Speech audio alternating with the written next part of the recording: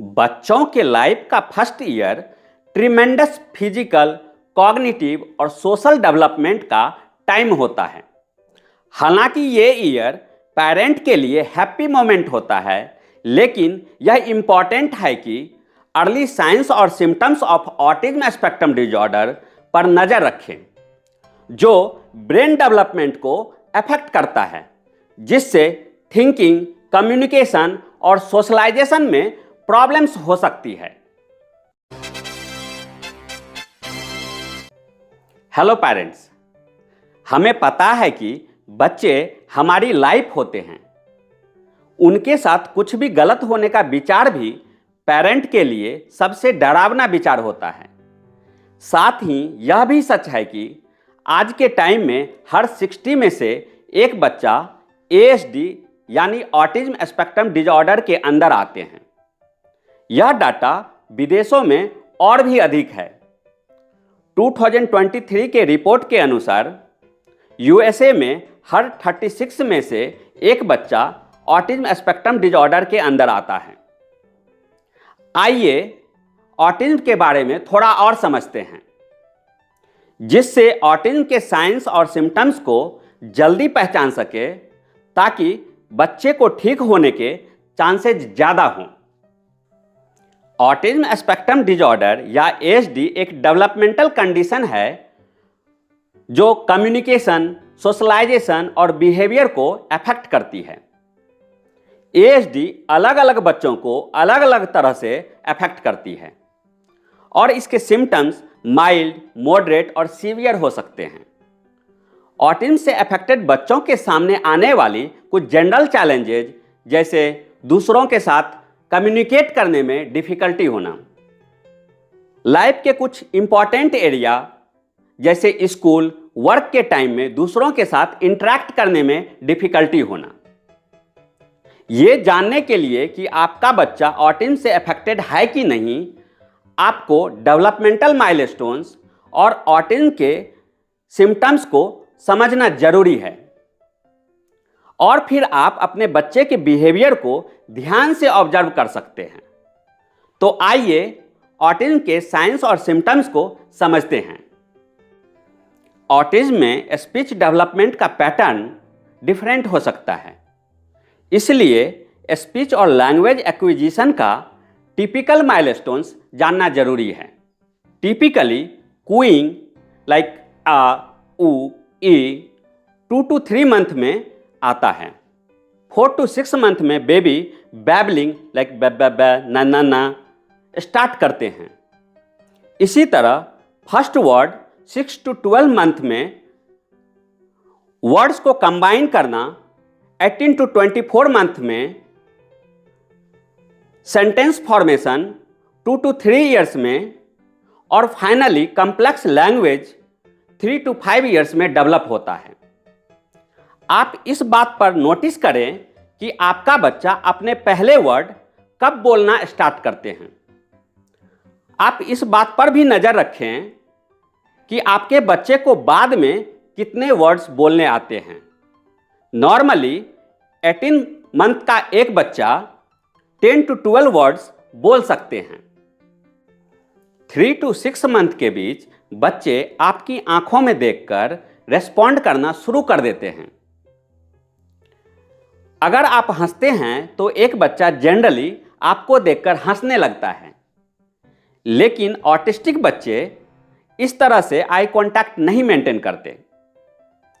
बच्चा आपके पास बैठा है, आप उससे बात करने की कोशिश कर रहे हैं, लेकिन वो आपसे आई कांटेक्ट मेंटेन नहीं करता है। अगर आप फोर्स करते हैं तो वो आपको एक बार देखेगा और फिर अपनी नज़रें घुमा लेगा। वो आपसे आई कांटेक्ट नहीं मेंटेन करेगा। इससे पता चलता है कि बच्चे आपसे सोशल कम्युनिकेशन करना नहीं चाहता है, वो आपसे कनेक्ट होना नहीं चाहता है। ये एक इम्पॉर्टेंट साइन है ऑटिज्म का। बच्चों को अगर उसके नाम से बुलाया जाता है तो वो पलट कर देखते हैं, लेकिन जब बच्चा हमारे बुलाने पर रिएक्ट ना करे, पलट कर ना देखे या कोई रिप्लाई ना दे, तो हमें डाउट होती है कि उसे सुनाई दे रहा है कि कि नहीं दे रहा है, लेकिन बच्चा दूसरी छोटी छोटी साउंड या हल्की साउंड को सुन लेता है। उसके मतलब का सॉन्ग कहीं दूर टीवी पर चल रहा है या कोई पार्टिकुलर ऐड आ रही है टीवी पर, तो वो इमीडिएटली भागकर हॉल आ जाता है टीवी के पास। पापा के गाड़ी की आवाज़ सुनकर इमीडिएटली बाहर भागता है, लेकिन वो पास बैठा होगा और आप बुलाएंगे तो वो रिएक्ट नहीं करेगा, वो नहीं सुनेगा। इस तरह के सिम्टम्स ऑटिज्म के हो सकते हैं। अगर आप अपने माउथ से कुछ साउंड निकालते हैं तो नॉर्मली बच्चा उसे इमिटेट करता है। इसी तरह से अगर आप अपने बच्चे के साथ कुछ imitating games like pat a cake, peek a boo खेलते हैं तो बच्चे उसे बहुत एंजॉय करते हैं। लेकिन ऑटिस्टिक बच्चा इस तरह के इमिटेटिंग गेम्स में कोई इंटरेस्ट नहीं दिखाते। 9 to 12 मंथ की एज में अगर बच्चा अपना हैंड वेव नहीं करते हैं इस तरह से, या आपके बाय बाय करने पर कोई रिस्पॉन्ड नहीं करता है, तो ये एक वार्निंग साइन है। टिपिकली 12 मंथ्स की एज के ज़्यादातर बच्चे अगर उसे कुछ चाहिए तो वो उस चीज़ की तरफ पॉइंट करके आपको दिखाते हैं, लेकिन ऑटिस्टिक बच्चे उस चीज़ की तरफ पॉइंट नहीं करके आपकी हैंड को पकड़कर उधर ले जाते हैं या आपके कपड़े को पकड़कर उधर खींच कर ले जाते हैं और आपसे बात करने में इंटरेस्ट नहीं दिखाते हैं। इसी तरह अगर आप उसे कुछ दिखाने के लिए पॉइंट करते हैं तो बच्चा उधर ध्यान नहीं देता है। यह ऑटिस्टिक बच्चे का एक इम्पॉर्टेंट साइन है। आपको इस बात पर ध्यान देना होगा कि आपका बच्चा अकेले रहना पसंद तो नहीं करता है। जहाँ कुछ पर्सन्स हों या दूसरे बच्चे हों वहाँ से हटकर तो नहीं बैठता है और अकेले खेलता रहता है, अपने आप में इन्वॉल्व रहता है, means lost in his on world. किसी से कोई मतलब नहीं, जो खेलना है जो करना है वही करता रहेगा, हमेशा सॉलिटरी प्ले में इंटरेस्टेड रहेगा। आपको यह मालूम होगा कि वो हमारे वर्ल्ड से डिस्कनेक्टेड है और किसी डीप थॉट में एंगेज्ड है। इस तरह के सिम्टम्स ऑटिज्म को शो करता है। कुछ बच्चों को किसी चीज़ से, कोई पार्टिकुलर प्लेस से, ऑब्जेक्ट से या स्मेल से एबनॉर्मल अटैचमेंट होता है। किसी पार्टिकुलर पॉलीथीन, रैपर, पेपर या पेपर पर बना हुआ कोई जिगजैग पिक्चर, थ्रेड या टॉयज पीस, ऐसी कोई भी चीज़ हो सकती है जिसे वो अपने पास लगातार रखता है और उससे खेलता रहता है। वो कुछ भी हो सकता है, कुछ भी। वो उसे अपने पास रखेगा और रखे रखे सो जाएगा। मॉर्निंग में जब वो उठेगा तो वो चीज़ उसे चाहिए। अगर वो चीज़ उसे नहीं मिलती है तो एंग्सियस रहता है तब तक जब तक कि वो उसे नहीं मिल जाती है। ये सिचुएशन कई बार नॉर्मल टॉयज के साथ भी देखा जा सकता है, जैसे कोई सॉफ्ट टॉयज या कोई पार्टिकुलर बुक एटसेट्रा। इस तरह का एबनॉर्मल अटैचमेंट ऑटिज्म के सिम्टम्स हो सकते हैं। कभी कभी बच्चों में रिपीटेटिव मूवमेंट्स या जेस्चर देखा जाता है। बच्चे अपने हेड, हैंड्स या बॉडी को कंटिन्यूअसली शेक करता रहता है। वो अक्सर अपने हैंड्स को फ्लैप, फिंगर्स को फ्लिकर या बॉडी को बैक एंड फोर्थ रॉक करता रहता है। वो किसी प्रकार से अपने बॉडी के साथ प्ले करता है। जब बच्चा ऐसा कर रहा है तो ये इंडिकेट करता है कि he is in his on world और वो अपने आप को एक्साइट कर रहा है, इंजॉय कर रहा है, अपने आप को सेटिस्फाई कर रहा है। इस तरह के सिम्टम्स ऑटिज्म स्पेक्ट्रम डिसऑर्डर के होते हैं। ऐसे बच्चों में हाइपर एक्टिव बिहेवियर दिख सकता है। बच्चा एक जगह नहीं रहेगा, घर में इधर उधर करता रहेगा। वह वहीं रुकेगा जहां उसकी इंटरेस्ट हो। घर में किसी ऊंचे प्लेस पे जाकर बैठ जाएगा और वहां से देखता रहेगा। वह नीचे बैठना पसंद नहीं करेगा। वो एक जगह बैठना पसंद नहीं करता है, जिसकी वजह से वो एक जगह बैठकर खाना नहीं खाएगा, पढ़ेगा लिखेगा नहीं, या सेडेंटरी प्ले में इंटरेस्टेड नहीं रहेगा। इस तरह का सिम्टम्स ऑटिज्म स्पेक्ट्रम डिसऑर्डर की तरफ ले जाता है। ऑटिस्टिक बच्चों की सेंसेज हाइपो या हाइपर सेंसिटिव हो सकती है। ऐसे बच्चे स्मूथ या सॉफ्ट सरफेसेज को रब करते रहते हैं या हर ऑब्जेक्ट को स्मेल कर सकते हैं। कुछ बच्चे साउंड्स और टच के साथ बहुत ज़्यादा सेंसिटिव होते हैं। आप इस बात पर ध्यान रखें कि आपका बच्चा लाउड साउंड्स जैसे वैक्यूम क्लीनर का साउंड्स या टॉयलेट फ्लश का साउंड से ज़्यादा सेंसिटिव तो नहीं है। इन सिचुएशंस को अवॉइड करने के लिए वो अपने ईयर्स को अपने हैंड से कवर कर लेते हैं। साथ ही साथ यह भी देखें कि आपके बच्चे को हग करना या टच करना बिल्कुल पसंद तो नहीं है।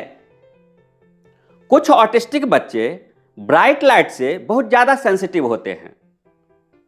वे इसे अवॉइड करने के लिए अपने आइज को ब्लिंक करते रहते हैं या अपने आइज को कवर करने की कोशिश करते हैं। बच्चे को चोट लग जाती है और वो हमें आकर नहीं बताता है। बहुत जोर की चोट लगी है, ब्लड निकल रहा है, ब्लू मार्क आ गए हैं, लेकिन बच्चे पर इसका कोई खास इफेक्ट नहीं पड़ रहा है। बच्चे को किसी चीज का डर नहीं है। कोई एनिमल्स लाइक कैट, डॉग या कॉक को जाकर पकड़ लेता है, उसकी टेल पकड़ लेता है, ईयर पकड़ लेता है। उसे इस बात का डर नहीं है कि वो उसे काट सकती है, मार सकती है। रोड पर रन करने लगता है। इस बात का डर नहीं है कि व्हीकल आ रही है, जा रही है, वो टकरा सकता है, गिर सकता है। जब बच्चों में पेन और फियर की फीलिंग्स बिल्कुल ना हो या बहुत कम हो तो ये ऑटिज्म के साइन हो सकते हैं। एक बहुत ही इंपॉर्टेंट साइन है फेशियल एक्सप्रेशन। आप इस बात पर नज़र रखें कि आपका बच्चा अपने फेशियल एक्सप्रेशन को अकॉर्डिंग टू सिचुएशन चेंज कर पा रहा है कि नहीं। जैसे उसे अगर उसकी पसंद का कोई टॉय मिलता है तो उसे देखकर हैप्पी फेस, अगर पापा घर आ गए तो उन्हें देखकर एक्साइटेड फेस, कोई इंटरेस्टिंग गिफ्ट मिलता है और उसे खोलते ही सरप्राइज्ड फेस, उसे भूख लगी है तो सैड फेस, किसी ने उसका टॉय को छीन लिया और भाग गया तो क्राइंग फेस। इसी तरह अगर उसे कोई इंटरनल प्रॉब्लम है तो फेस डल हो जाना।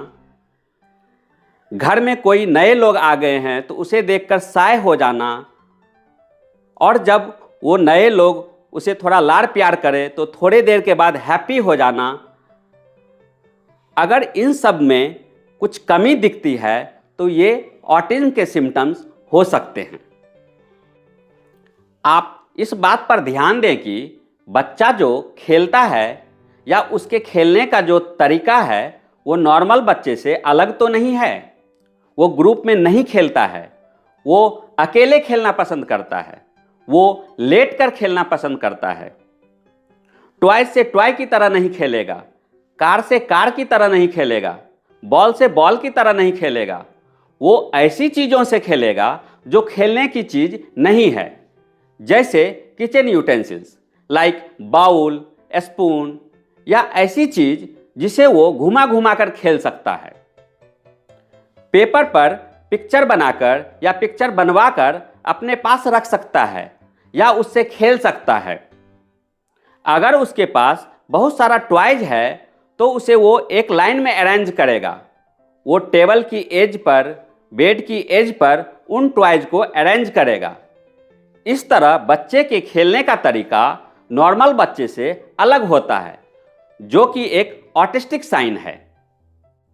बहुत सारे बच्चों में यह देखा गया है कि 12 to 18 मंथ की एज तक बच्चा नॉर्मल ग्रो करता है, लेकिन उसके बाद किसी इलनेस की वजह से या बिना किसी नॉन कॉज के उसकी स्पीच और अदर माइलस्टोन्स रुक जाते हैं या रिवर्स में चले जाते हैं। बच्चे उन एरियाज में अपनी एज के दूसरे बच्चों से बैक होने लगते हैं। यह एक इम्पॉर्टेंट साइन है ऑटिज्म का, क्योंकि जब बच्चा नॉर्मल ग्रो कर रहा है तो हम सपने में भी नहीं सोच सकते हैं कि ऐसा कुछ हो सकता है।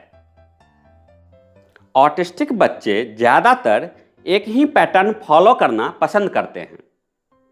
बच्चे अपनी डेली लाइफ में मॉर्निंग जगने से लेकर नाइट सोने तक उसकी जो डेली रूटीन होती है, उठना, वॉशरूम जाना, ब्रश करना, मिल्क पीना, नहाना, ब्रेकफास्ट करना, रेडी होना, वॉक और प्ले, इन सारी चीज़ों में उसका पैटर्न फिक्स होता है।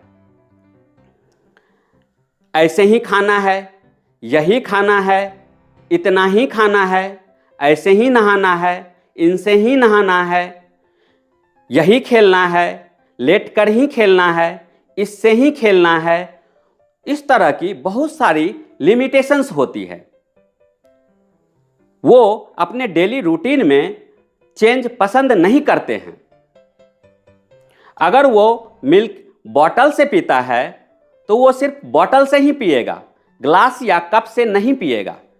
जबकि वो वाटर ग्लास से पीता है, चाय में टोस्ट डालकर खाता है, लेकिन मिल्क वो बॉटल से ही पिएगा। इसी तरह अगर उसके टॉयज को कहीं और या किसी और तरीके से रख दिया जाता है तो यह उसे पसंद नहीं है।